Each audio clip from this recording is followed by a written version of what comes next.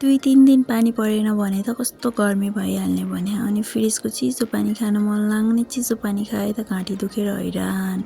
अनि फेरि यसो सम्झे हाम्रो घरमा त माटोको घैटोमा पानी राख्छ नि, त्यसैको पानी खान्छु भनेर पानी खाएको त कस्तो मिठो स्वाद।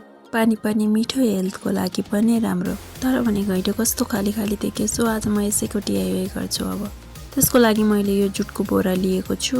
जुटको बोरालाई चाहिँ मैले धोइधाइ गरेर सुकाएर ठिक्क पारेको थिएँ। सो बोरामाथि घैटो राखेर मैले घैटोको भुँडीबाट बिचबाट चाहिँ सिलाउन स्टार्ट गरेँ। बोरालाई घैटोको जस्तै सेप दिँदै टाइट गरेर मैले बिस्तारै सिलाएँ।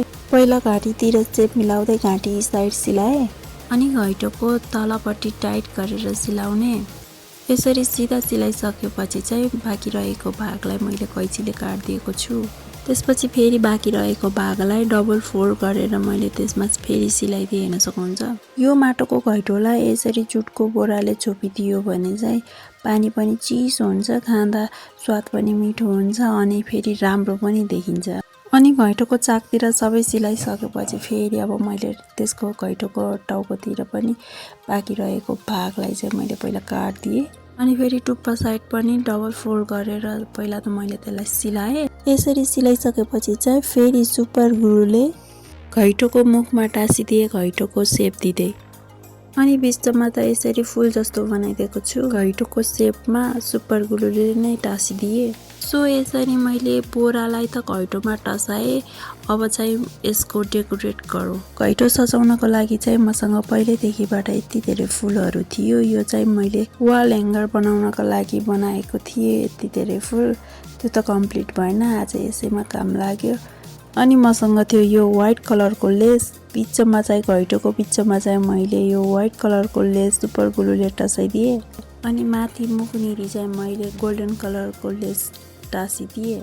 अनि यति धेरै थरी थरी कलरको फुल बनाएको थिएँ, कुन्टासम भएर फेरि हैरान। अनि त्यसपछि फेरि मैले पिङ्क कलरको 3टा फुल लिएँ अनि सुपर ग्लुले त्यहाँ टाँसिदिएँ। अनि त्यस्तै गरेर मैले फेरि रेड कलर अनि येल्लो कलरको 3टा फुल टाँसाएँ माथिपट्टि साइडमा।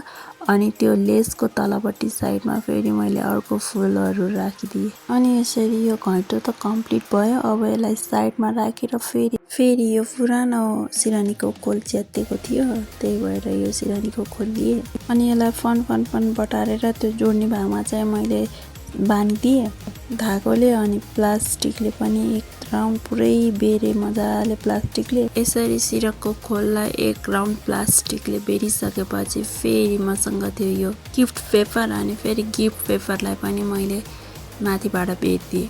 यो राउन्डमा एउटै खाले गिफ्ट पेपरले पुरै पुराउनु पर्यो भनेर बिचबाट काटेर बेरेको। के गर्नु, अझै पनि पुगेन, फेरि अलिकति अर्को खाले पेपर बेर्नु पर्यो। सो यति भइसकेपछि फेरि मैले यो ठुलो खाले टेप लिएर फेरि यसलाई फन बेरिदिएँ। यति भइसकेपछि चाहिँ त्यो कौडामा पनि पानी पोखे पनि पानी पर्दैन, अनि गोलो पनि राम्रो बस्छ। यो गोलोको नाम के हो कमेन्टमा आएर भनिदिनु होला। अनि त मैले घैटोमा पानी हालेँ। तपाईहरुलाई मेरो भिडियो कस्तो लाग्छ please like, share, subscribe. Thank you for watching. Bye by.